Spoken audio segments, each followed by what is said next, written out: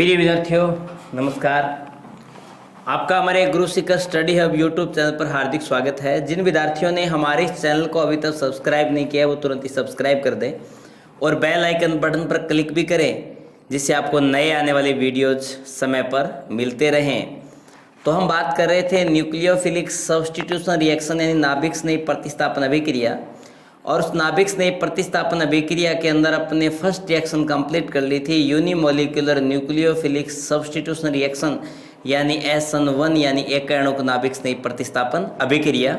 Second जो reaction होती है by molecular nucleophilic substitution reaction यानी द्विअणुक नाभिक स्नेह प्रतिस्थापन अभिक्रिया। तो इस रिएक्शंस के बारे में आज हम चर्चा करेंगे। तो आज की हमारी हेडिंग रहेगी by molecular nucleophilic substitution reaction यानी द्विअणुक नाभिक स्नेही प्रतिस्थापन अभिक्रिया, जिसको बच्चों हम बोलते हैं SN2 रिएक्शन। देखिए इसका फर्स्ट पॉइंट है these reactions are complete in one step, या फिर मैं बोल सकता हूं यहां सिंगल स्टेप। ठीक है जी, सिंगल स्टेप यानी ये जो रिएक्शंस होती है वो एक ही स्टेप में कंप्लीट हो जाती है।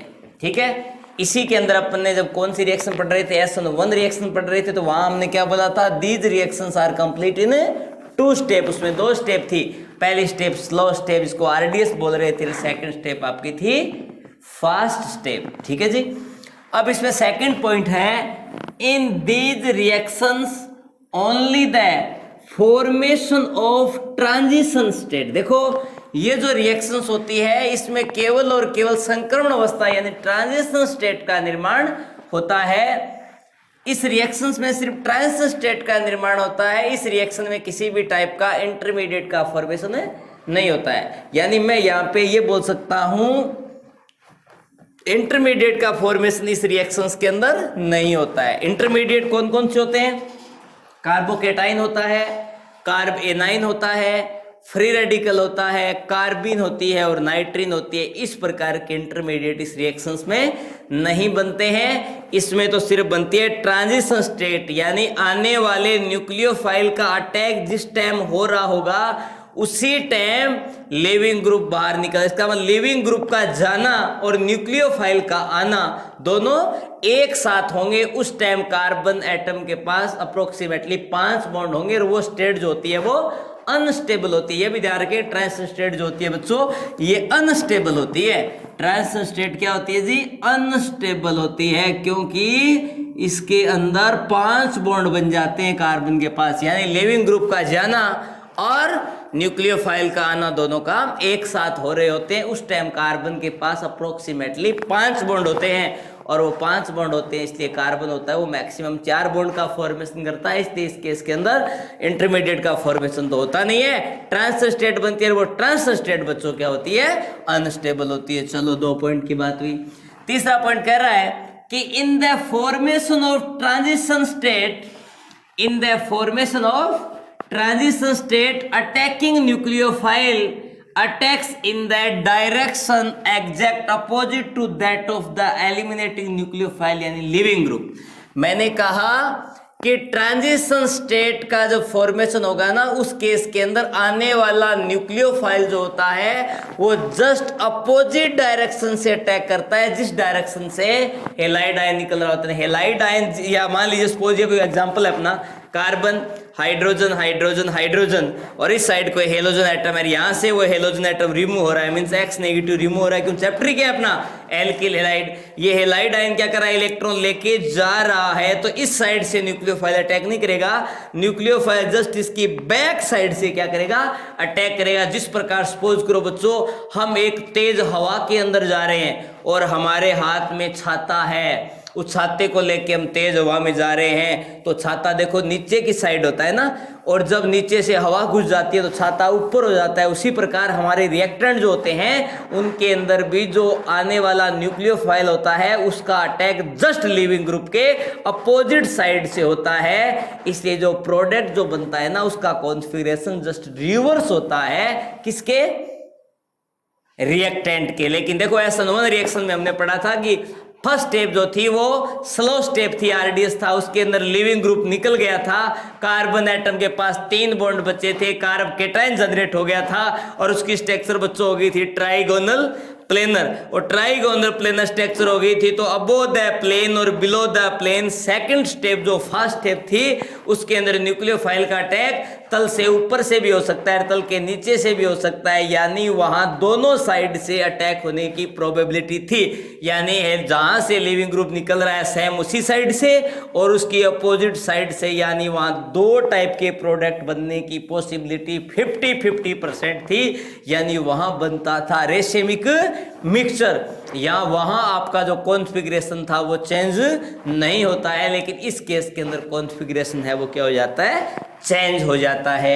ठीक है जी, आगे देखिएगा, that is by the difference of bond angle 180 degree it is called back side attack. यानी कहने का मतलब जिस साइड से लिविंग ग्रुप निकलता है उसके जस्ट बैक साइड से न्यूक्लियोफाइल अटैक करता है। मींस न्यूक्लियोफाइल जिस डायरेक्शन से अटैक कर रहा है और लिविंग ग्रुप जिस डायरेक्शन से जा रहा है उनके बीच के यदि एंगल की बात करूं बच्चों तो वो एंगल क्या होता है, 180 डिग्री होता है। It is called back side attack बच्चों, इसको हम क्या बोलते हैं, बैक साइड अटैक, यानी पीछे से अटैक हो रहा है। ठीक है जी, नेक्स्ट है, in the transition state both attacking nucleophile and eliminating nucleophile, इसको हम लिविंग ग्रुप बोलते हैं, are partially attack to the central carbon atom. यानी इसने ये कहा है कि ट्रांजिशन स्टेट के अंदर आने वाला जो आगंतुक जो न्यूक्लियोफाइल, अटैकिंग न्यूक्लियोफाइल, और जाने वाला जो लिविंग ग्रुप है यानी एलिमिनेटिंग जो न्यूक्लियोफाइल है लिविंग ग्रुप है, वो पार्शियली अटैच्ड होते हैं किससे, सेंट्रल कार्बन एटम से। मींस मैंने ये कहा कि ये आपके पास एग्जांपल था CH H और ये सपोज आपका कौन है, हेलाइडाइन है।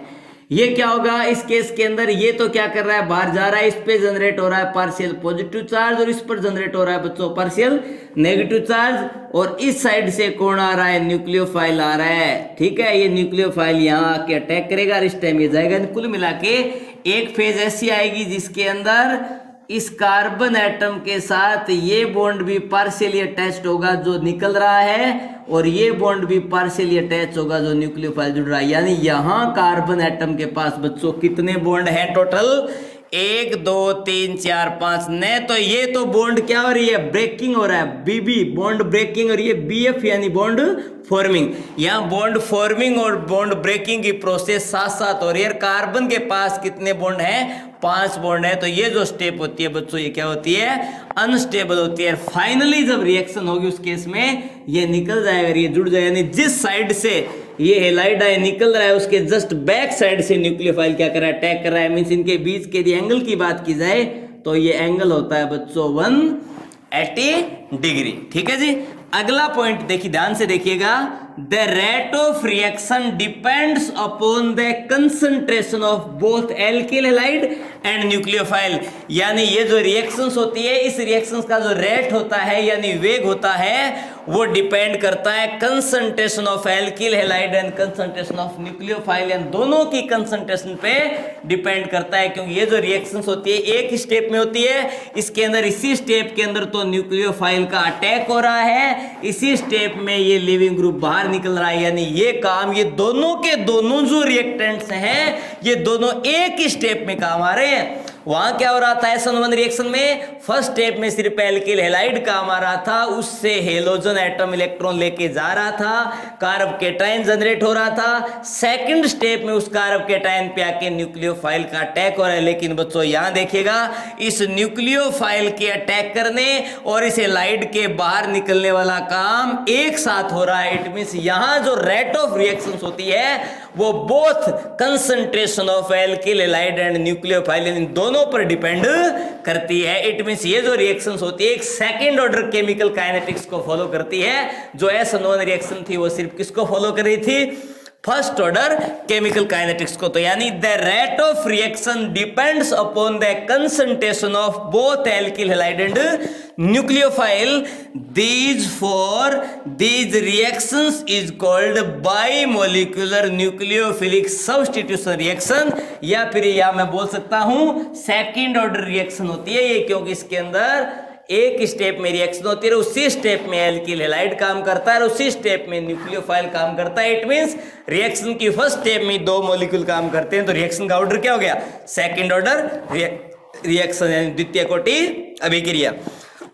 तो मैंने यहां लिखा है कि rate of reaction directly proportional to alkyl halide and nucleophile, यानी रेट ऑफ रिएक्शन, इसको हटाएंगे तो कोई कांस्टेंट यूज करेंगे तो सेकंड ऑर्डर है, तो मैंने के क्या लगा दिया 2, K2 alkyl halide, concentration of alkyl halide and concentration of nucleophile, यानी कुल मिला के ये आपकी होती है बच्चों second order chemical kinetics reaction.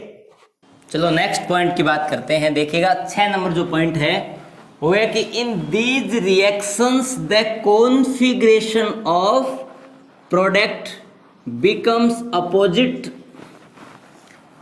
To the orientation of the reactant, यानी इसने कहा है कि configuration of product in this reaction, इस रिएक्शन में कॉन्फिगरेशन ऑफ प्रोडक्ट यानी उत्पाद का जो विन्यास है वो becomes opposite to the orientation of the reactant, आपका जो रिएक्टेंट होता है जस्ट उसका अपोजिट कॉन्फिगरेशन मिलता है प्रोडक्ट का, that is inversion in configuration. Inversion in configuration का मतलब होता है कॉन्फिगरेशन का प्रतिपन्न होना, यानी कॉन्फिगरेशन बदलना। एक होता है रिटेंशन इन कॉन्फिगरेशन, कॉन्फिगरेशन सेम रहना, एक होता है इन्वर्जन इन कॉन्फिगरेशन, यानी कॉन्फिगरेशन का बदल जाना। यहां थोड़ी सी ध्यान रखिए, टर्म जो है इन्वर्जन का मतलब होता है बच्चों प्रतिपन्न।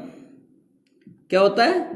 प्रतिपन्न, या फिर हम बोलते हैं प्रतिलोमन, यानी यहां इन्वर्जन इन कॉन्फिगरेशन टर्म आई है, इसका मतलब होता है कॉन्फिगरेशन जो विन्यास होता है वो बदल जाता है। प्रतिपन्न, प्रतिपन्न नाम कहां से है? प्रतीप से, और प्रतीप नाम क्या होता है? इनवर्स, और इनवर्स का मतलब किसी चीज का उल्टा होना होता है ना, ठीक है। Takes place in the reaction it is called Walden inversion. इस जो इन्वर्जन को बच्चों बोलते हैं वाल्डन इन्वर्जन, यानी बच्चों इसे बोलते हैं वाल्डन प्रतिपन्न। अब इसका नाम वाल्डन प्रतिपन्न क्यों पड़ा?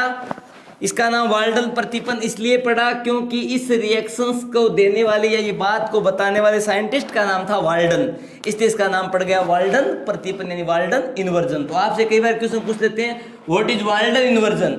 वाल्डन इन्वर्जन किस टाइप की रिएक्शन में होता है? तो वाल्डन इन्वर्जन होता है बच्चों SN2 रिएक्शन में। आपसे ये पूछते हैं कि वाल्डन इन्वर्जन क्या होता है, तो आप क्या बताएंगे?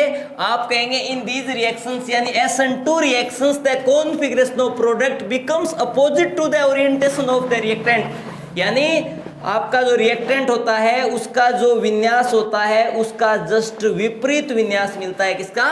प्रोडक्ट का। That is inversion in configuration takes place in reaction, यानी इस रिएक्शन में इन्वर्जन कॉन्फिगरेशन होता है, it is called Walden inversion. इस प्रोसेस को बच्चों बोलते हैं वाल्डन इन्वर्जन, ठीक है जी। नेक्स्ट है in these reactions the alkyl group attach to the carbon atoms, यानी जो कार्बन एटम्स होते हैं उन पर एल्किल ग्रुप अटैच होते हैं, यानी यहां पर जो हैलाइड आयन अटैच है इस कार्बन पे सारे क्या है? हाइड्रोजन एटम अटैच है, इस पर एक एल्किल ग्रुप अटैच है, इस कार्बन एटम पे 2 एल्किल ग्रुप अटैच हैं, और ये जो आपका कार्बन एटम है बच्चों इसके ऊपर 3 एल्किल ग्रुप अटैच हैं।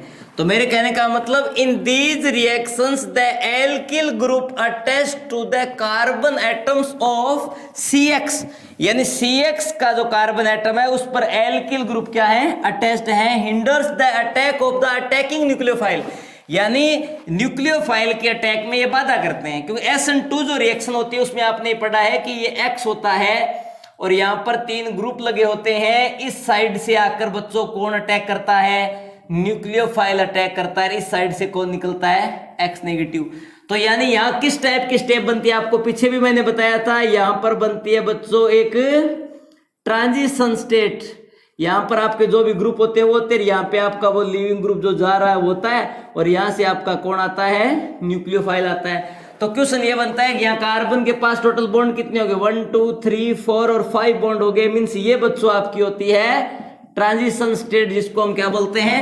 TS। तो ध्यान ये रखें कि अटैक किस साइड से कर रहा है? बैक साइड से अटैक कर रहा है। यहां से ये क्या कर रहा है? रिमूव हो रहा है, यानी एलिमिनेट हो रहा है, यानी X ग्रुप लिविंग ग्रुप है एक, छोड़ रहा है इस एटम को। तो यहां से स्ट्रॉन्ग न्यूक्लियोफाइल अटैक करेगा तो एक वीक न्यूक्लियोफाइल होगा इस बॉन्ड को बॉन्ड के इलेक्ट्रॉन को लेके यहां से रिमूव हो जाएगा। तो क्वेश्चन ये है कि ये जो अटैक करता है बैक साइड से, ये किस पे डिपेंड करता है? अटैकिंग में बाधा आती है। यहां पर लगे हुए ग्रुप यदि बल्की होंगे तो उस केस में अटैकिंग प्रोसेस में बाधा आएगी। जैसे यहां देखिए, यहां 3 छोटे छोटे हाइड्रोजन एटम हैं, तो यहां पर न्यूक्लियोफाइल का अटैक कर रहा हूं। इस केस में इस कार्बन पर न्यूक्लियोफाइल का अटैक कर रहा हूं, एक केस में इस कार्बन पर न्यूक्लियोफाइल का अटैक कर रहा हूं, एक केस में इस कार्बन पे बच्चों न्यूक्लियोफाइल का अटैक कर रहा हूं। यानी यहां जो मैं अटैक करवा रहा हूं बच्चों, वो किसका करवा रहा हूं? न्यूक्लियोफाइल का अटैक करवा रहा हूं। किसका अटैक करवा रहा हूं? न्यूक्लियोफाइल का। तो आप एक चीज का ध्यान दें, यहां इस कार्बन एटम पे 3 स्मॉलर ग्रुप लगे हुए हैं, यहां पर एक लार्ज ग्रुप है, 2 स्मॉलर ग्रुप है, यहां पे 2 लार्ज ग्रुप, 1 स्मॉलर ग्रुप है, यहां पे तीनों लार्ज ग्रुप है। यानी ये आपका है सुपर 1 डिग्री। कौन है? Super 1 degree. ये कार्बन एक कार्बन से डायरेक्टली अटैच है, मींस ये बच्चों आपका है 1 डिग्री एल्किल हैलाइड, और ये बच्चों आपका है 2 डिग्री एल्किल हैलाइड, और ये बच्चों आपका है 3 डिग्री एल्किल हैलाइड। तो यहां ध्यान देने वाली बात यह है कि in these reactions the alkyl group attached to the carbon atoms of CX hinders the attack of attacking nucleophile due to steric entrance। यानी यहां पर जैसे जैसे ये ग्रुप क्या होते जाएंगे, बल्कि होते जाएंगे, वैसे वैसे न्यूक्लियोफाइल के अटैक में त्रिविम बाधा उत्पन्न होती जाएगी। यानी hinders the attack of attacking nucleophile due to steric hindrance. इस केस को हम क्या बोलते हैं? Steric hindrance. Therefore the reactivity of RS decreases with increases the number of alkyl group. जैसे जैसे ये एल्किल ग्रुप होंगे वो इंक्रीज होते जाएंगे, वैसे वैसे न्यूक्लियोफाइल का जो अटैक होगा वो डिक्रीज होता जाएगा। या फिर मैं कह सकता हूं प्लस आई इफेक्ट इंक्रीज होगा, वैसे वैसे SN2 रिएक्शन का ऑर्डर क्या हो जाएगा बच्चों? डिक्रीज। और एक केस यहां ये बताया कि स्टेरिक एंट्रेंस इंक्रीज होगा। क्या होगा? Steric entrance. स्टेरिक एंट्रेंस का मतलब होता है बच्चों त्रिविम बाधा इंक्रीज होगी तो भी SN2 रिएक्शन का रेट जो होता है बच्चों वो क्या होता जाएगा? डिक्रीज होता जाएगा। ठीक है जी। तो number of alkyl groups attached to this carbon if halogen atoms is same then the reactivity of SN2 mechanism in alkyl halides will be as following. तो सबसे ज्यादा रिएक्टिव होगा सुपर 1 डिग्री, उससे कम रिएक्टिव होगा 1 डिग्री, उससे कम reactive होगा 2 degree, सबसे कम reactive होगा 3 डिग्री। यानी मैं कह सकता हूं मेथिल हैलाइड इससे कम रिएक्टिव होगा, एथिल हैलाइड इससे कम रिएक्टिव होगा, आइसोप्रोपिल हैलाइड और इससे कम रिएक्टिव होगा आपका टर्सरी ब्यूटिल हैलाइड। लेकिन यहाँ केस ये है कि यहाँ जो हेलोजन एटम है वो क्या होने चाहिए? सेम होने चाहिए, ताकि इलेक्ट्रॉन नेगेटिविटी क्या हो एटम्स की? सेम हो, जिससे ये बॉन्ड लेंथ भी क्या हो? सभी के अंदर सेम हो। तो यहाँ ऑर्डर ये हो जाता है SN2 का जस्ट SN1 के रिवर्स ऑर्डर होता है। ठीक है जी। तो ये कुछ एक पॉइंट्स हुए SN2 रिएक्शंस के। अब अपन इसके अंदर कुछ बातें बाकी हैं, रिएक्शंस का कुछ फॉर्मूला वगैरह या रिएक्शंस का जो डिजाइन करना है वो थोड़ा बाकी है। और एक जो पॉइंट है वो यहाँ पे एक नोट करने वाला है, आप उस पॉइंट्स को नोट कर सकते हो, लिख सकते हो। Therefore primary alkyl halides, therefore primary alkyl halides, जिसको अपन क्या बोलते हैं? 1 डिग्री। यानी मैंने क्या कहा? Therefore primary alkyl halides react by SN2 mechanism, react by SN2 mechanism and tertiary alkyl halides, जिसको हम बोलते हैं 3 degree, react by SN1 mechanism. यानी यहां एक बहुत अच्छा पॉइंट बता दिया आपको। क्या बताया? कि आपका प्राइमरी एल्किल जो हैलाइड होता है वो तो किसके फेवर में होता है? SN2 रिएक्शन के फेवर में होता है। और आपका जो टर्सरी एल्किल हैलाइड होता है बच्चों वो आपका SN1 रिएक्शंस के फेवर में होता है। इसका मैं आपको वाकायदा रीजन भी बताऊंगा कि ऐसा क्यों होता है। सेकेंडरी एल्किल हैलाइड्स, बच गया कौन सा? सेकेंडरी। ये स्टार लगा के लिखना, वेरी वेरी इंपॉर्टेंट पॉइंट है। देयरफॉर प्राइमरी एल्किलाइड 1 डिग्री जो होता है वो react by SN2 mechanism, and tertiary alkyl halides यानी 3 degree react by SN1 mechanism.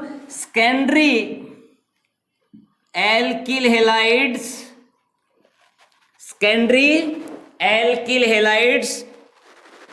will react either by SN1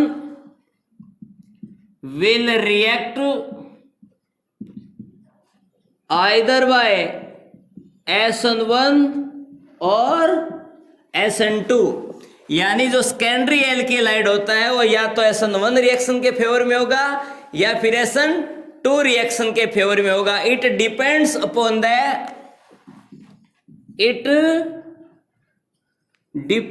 upon the nature of alkyl halides and nucleophile alkyl halides, nucleophile and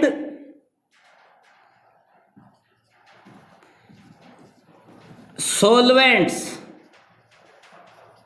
ये ध्यान रखें कि secondary alkyl halide जो होता है वो या तो SN1 रिएक्शन के फेवर में होगा या फिर SN2 रिएक्शन के फेवर में होगा। ये बात किस पर डिपेंड करती है? नेचर ऑफ एल्किल हैलाइड की नेचर पे, या फिर न्यूक्लियोफाइल की नेचर पे, या फिर सोलवेंट की नेचर पे। तो ये कुछ एक पॉइंट्स हैं, उनको आपको इस रिएक्शंस के अंदर ध्यान रखना है। सपोज मैं आपको पहले रिएक्शन करवा देता हूं कि रिएक्शन क्या है, उसके बाद हम इनको डिटेल से चर्चा करेंगे कि ऐसा क्यों होता है।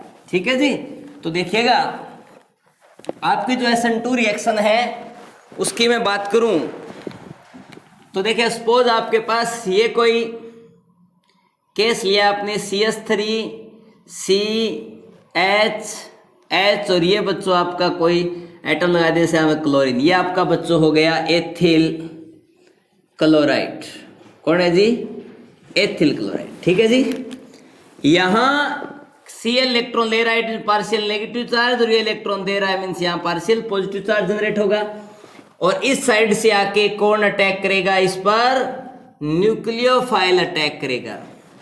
तो यहाँ एक केस आएगा जिसके अंदर ट्रांजिशन स्टेट बनेगी। वो किस टाइप से बनी? देखो, ये आपका CH3, ये लो जी H, और ये भी आपका हाइड्रोजन एटम। इस साइड से अटैक कौन कर रहा है? न्यूक्लियोफाइल।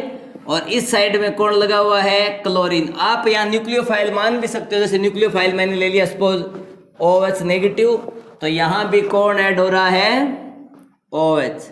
ये बन गया। तो इसके अंदर एक चीज ध्यान रखो बच्चों आप, वो ये है कि यहाँ जो स्टेबलिश कार्बन पास 5 बॉन्ड है, मीन्स ये आपकी है बच्चों ट्रांजिशन स्टेट। ये किस टाइप की स्टेप है? अनस्टेबल होती है ये। और अनस्टेबल क्यों होती है? क्योंकि कार्बन के साथ कितने बॉन्ड हैं? 5 बॉन्ड हैं। तो फाइनली क्या होगा? ये आपका यहाँ लिविंग ग्रुप है और ये OH आपका बच्चों है न्यूक्लियोफाइल। ठीक है जी, फाइनली ये Cl नेगेटिव तो यहाँ से क्या हो जाएगा? रिमूव हो जाएगा। और C आपका रिएक्टेंट था CH3H और Cl, तो जस्ट इसका रिवर्स कॉन्फ़िगरेशन हमें प्रोडक्ट में मिलेगा। तो C ये लिखा मैंने CH3, ये लिखा जी H और ये लिखा जी H और यहाँ लिखा जी Nu। Nu मीन्स आपका न्यूक्लियोफाइल। जो इस रिएक्शंस में किसको ले रखा है आपने? OH को ले रखा है। मीन्स यहाँ पे बच्चों आपके पास फॉर्मेशन हो गया एथेनॉल का। किसका फॉर्मेशन हुआ? एथेनॉल का। तो इस रिएक्शन को आप ध्यान से समझें कि ये एल्किल हैलाइड है, यहाँ से लिविंग ग्रुप जा रहा है, ये न्यूक्लियोफाइल यहाँ पे आ रहा है। इसका जाना और इसका आना दोनों साथ साथ हो रहे हैं, मीन्स ट्रांजिशन स्टेट का निर्माण हो रहा है। यहाँ पे ये BF यानी बॉन्ड फॉर्मिंग हो रही है, यहाँ बॉन्ड ब्रेकिंग हो रही है। ये दोनों काम इस रिएक्शंस पे हो रहे हैं। और ये कार्बन के पास ओवरऑल कितने बॉन्ड हैं? 5 बॉन्ड हैं। मींस ये आपकी ट्रांजिशन स्टेट होगी। इस रिएक्शंस में इंटरमीडिएट का फॉर्मेशन नहीं होता और ये अनस्टेबल होती है क्योंकि कार्बन के पास 5 बॉन्ड हैं। और यहाँ फाइनली यहाँ से क्या निकल गया? Cl निकल गया और ये OH आके अटैक कर गया। मींस यहाँ जो प्रोडक्ट है इसके अंदर जो लिविंग ग्रुप यानी जो एलिमिनेटिंग न्यूक्लियोफाइल है वो इस साइड से जा रहा है और न्यूक्लियोफाइल का अटैक इस साइड से हो रहा है। मींस इसका विन्यास और इसका यदि विन्यास चेक किया जाए तो एक दूसरे के क्या आते हैं? रिवर्स आते हैं। तो इसे ही बोलते हैं बच्चों inversion in configuration. Inversion in configuration, इसी का ही नाम होता है बच्चों वाल्डन इन्वर्जन। इसका नाम क्या होता है? Walden inversion. तो इन पॉइंट्स को आप अच्छे से समझें, ठीक है जी। अब अपन कह सकते हैं some nucleophile substitute reaction as following. बहुत सारे न्यूक्लियोफिलिक जो रिएक्शंस हैं उनके बारे में हम डिटेल से स्टडी आगे नेक्स्ट वीडियो में करेंगे। लेकिन इसमें कुछ एक बातें और रहेगी, वो मैं आपको यहाँ 1-2 स्टार में बता देता हूँ। यहाँ 2-3 चीजें बता दूं ताकि आपको इजीली ये बात समझ में आ जाए।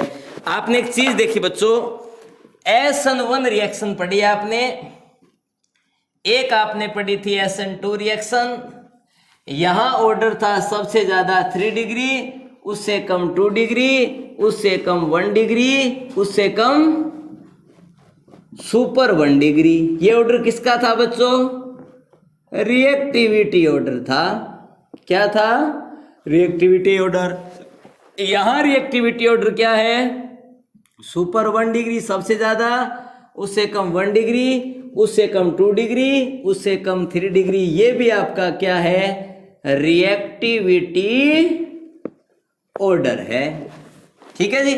अब यहां ध्यान देने वाली बात क्या है? यहां 3 डिग्री है क्योंकि यहां पे क्या बनता है? कार्बोकेटाइन बनता है। और कार्बोकेटाइंस में आपने ऑर्डर पढ़ा था 3 डिग्री, उससे कम 2 डिग्री, उससे कम 1 डिग्री, उससे कम सुपर 1 डिग्री होता। समझ आ गया होगा। इस केस में कार्बोकेटाइन तो बनता नहीं।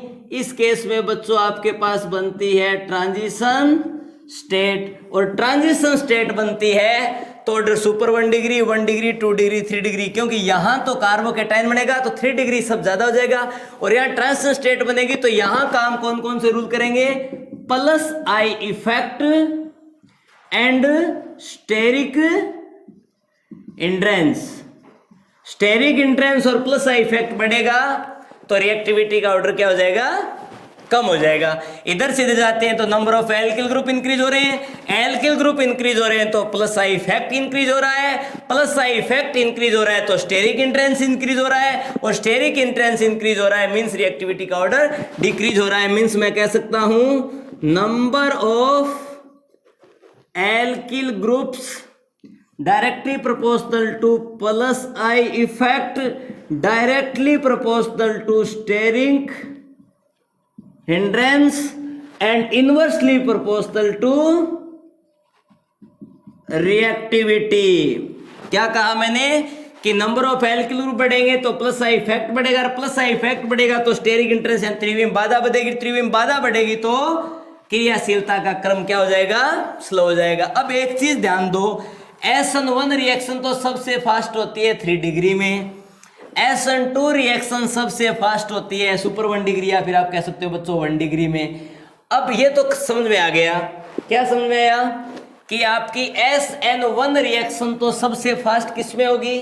3 डिग्री में, और SN2 रिएक्शन सबसे फास्ट किस में होगी? 1 डिग्री में। यानी SN1 सबसे फास्ट होगी 3 डिग्री में, और ये आपकी SN2 है जो सबसे फास्ट होगी 1 डिग्री में। अब बच गया कौन सा? 2 डिग्री। अब 2 डिग्री में हो सकती है SN1 और हो सकती है SN2, तो वो किस पे डिपेंड करेगा? एल्किल हैलाइड्स की नेचर पे, न्यूक्लियोफाइल की नेचर पे, और काम लेने वाले सॉल्वेंट की नेचर पे। तो SN1 तो कब होगी? SN1 तो कब होगी? जब एल्किल हैलाइड्स होंगे RI में सबसे फास्ट होगी, उससे कम RCl में, उससे कम BR आएगा पहले, यहाँ RBR, फिर यहाँ RCl, ये ऑर्डर चलेगा। SN2 जो है उसके अंदर RCl, RBR और RI इसका रिवर्स ऑर्डर चलेगा, ठीक है। इसका रीजन है बॉन्ड लेंथ का कम ज्यादा होना। SN1 रिएक्शंस में क्या बनता है बच्चों, कार्बोकेटाइन बनता है, मीन्स यहाँ पॉजिटिव चार्ज मिल गया।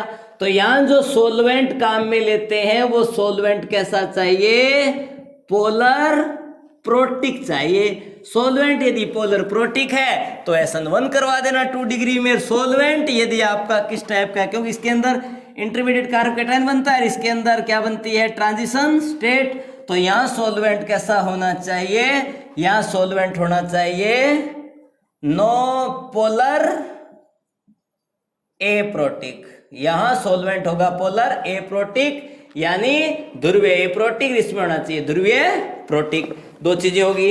अब न्यूक्लियोफाइल पे बात आती है। वीक न्यूक्लियोफाइल होगा, वीक न्यूक्लियोफाइल होगा तो रिएक्शन होगी बच्चों SN2। और बच्चों यदि स्ट्रॉन्ग न्यूक्लियोफाइल हुआ तब आपकी रिएक्शन होगी SN2। तो ये कुछ बात थी SN1 और SN2 के बारे में। और इनके बाद हम एक छोटा सा वीडियो बनाएंगे difference in between SN1 and SN2 reaction. शायद आपको SN1 और SN2 रिएक्शन यदि समझ में आ गई होंगी तो इस चैप्टर के अंदर बहुत सारे एग्जांपल हैं SN1 और SN2 रिएक्शंस के, आपको इजीली समझ में आ जाएंगे। और मैं ये उम्मीद करता हूँ आपको हमारा ये वीडियो बहुत अच्छा लगा होगा। आप ज़्यादा से ज़्यादा शेयर करें, सब्सक्राइब करें, लाइक करें, बेल आइकन बटन पे क्लिक करें ताकि नए आने वाले वीडियोस आपको टाइम टू टाइम मिलते रहें। और अपना अप्रोक्सीमेटली 900 के पास सब्सक्राइब पहुंच चुके हैं अपने, और 1000 होते आपकी लाइव क्लास भी स्टार्ट कर दी जाएगी। Okay bye.